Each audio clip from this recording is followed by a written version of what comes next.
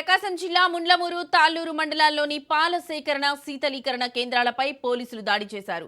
ఏకకాలంలో సోదాలు చేశారు. చంద్రగిరిలో ఓ పాల కేంద్రంలో నిల్వ ఉంచిన 330 లీటర్ల నూనెను సీజ్ చేశారు. శాంపిల్స్ సేకరించి ల్యాబ్కు పంపించారు పోలీసులు. దాని రిపోర్ట్ వచ్చాక ఆ పాల కేంద్రంపై చర్యలు తీసుకుంటామని చెప్పారు పోలీసులు.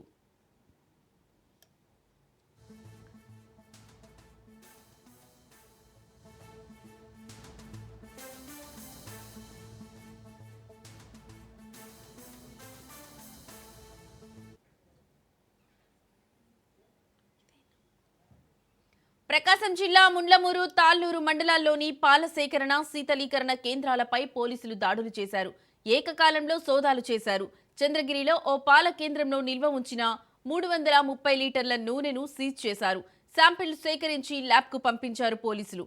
దాని రిపోర్ట్ వచ్చాక ఆ పాల కేంద్రంపై చర్యలు తీసుకుంటామని చెప్పారు పోలీసులు.